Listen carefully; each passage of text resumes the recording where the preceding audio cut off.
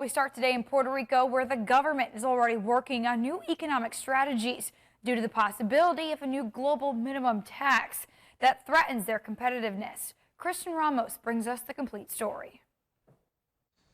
After years of offering a 4% tax rate to foreign companies and investors, Puerto Rico could be forced to rethink its tax incentives. We have more or less 8,000 decrees that cover, as I said, from typical manufacture and other sectors as well as Law 22, Law 20, Law 14, Law 73, Law 135.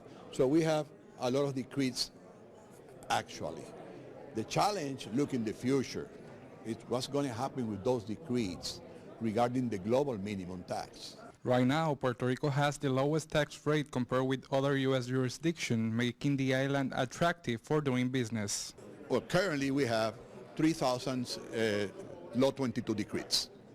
Because, again, the Law 22 are more popular currently than the traditional one. Because the traditional one, you need to make a factory, construct an operation, and maybe like an operation for Senuscavi or Santorius or those companies in the west side of the island.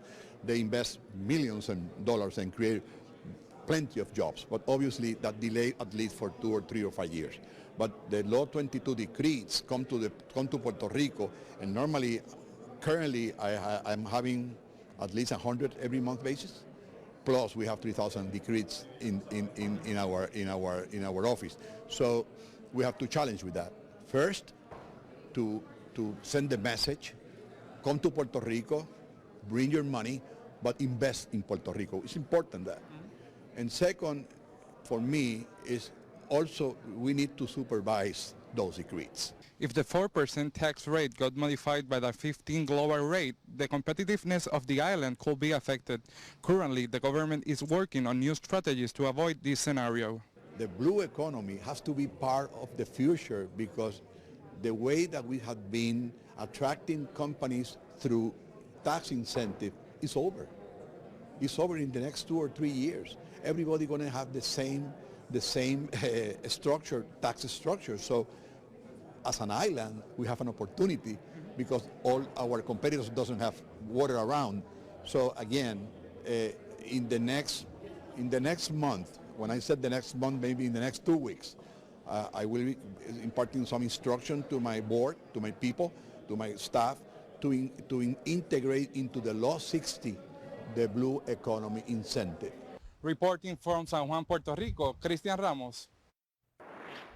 All right, thanks, Christian. Well, like many countries across the globe, including many of the Caribbean islands, the Turks and Caicos are also seeing a spike in COVID-19 cases recently. And our One Caribbean News, Deandra Hamilton reports.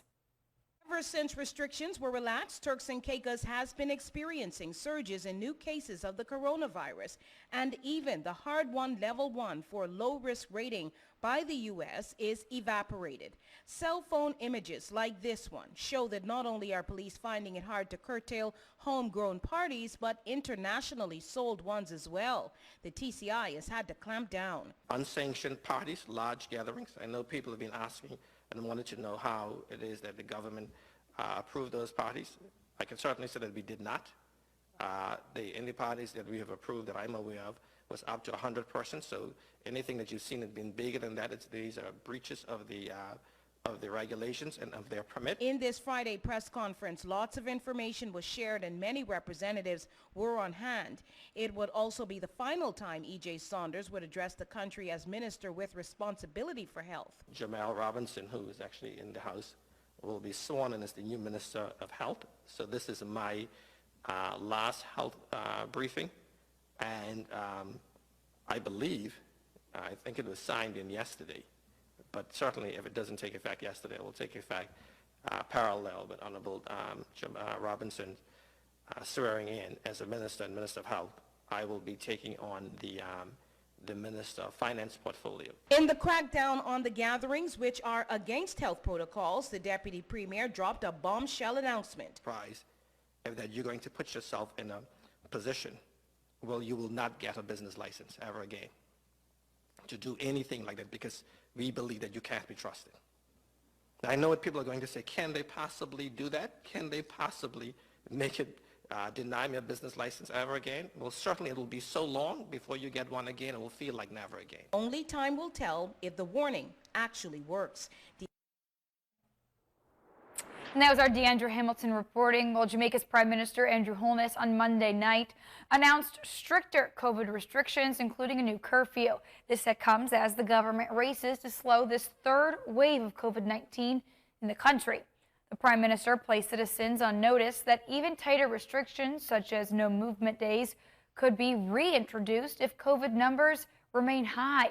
As part of the measures and protocols that were announced or reiterated, Holness said, among other things, no entertainment events will be permitted for the next 3 weeks, and beaches which are not under management or control are to be closed.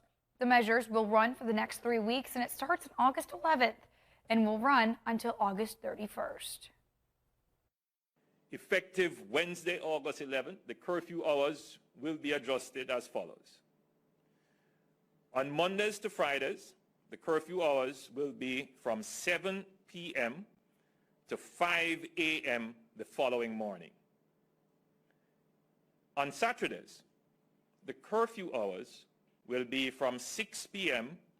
to 5 a.m. on the Sunday morning. On Sundays, the curfew hours will be from 2 p.m. to 5 a.m. on Monday morning. Closing hours for establishments will generally be 1 hour before curfew begins. The strategy of the government, you will realize, is to gradually ease in the tighter measures. For various reasons, we have analyzed how we have implemented measures in the past, and we would have heard the concerns, criticisms, and suggestions of our stakeholders who have said that the implementation of tighter measures steeply sometimes causes congestion and panic. In meantime, one of Jeffrey Epstein's accusers has sued Britain's Prince Andrew, saying the prince sexually assaulted her when she was just 17 years old. Lawyers for Virginia Giuffre filed the lawsuit in Manhattan federal court.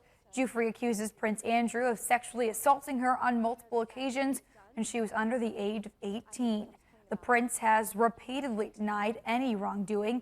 Epstein died by suicide in a federal jail in Manhattan in August of 2019, a month after he was arrested on sex trafficking charges.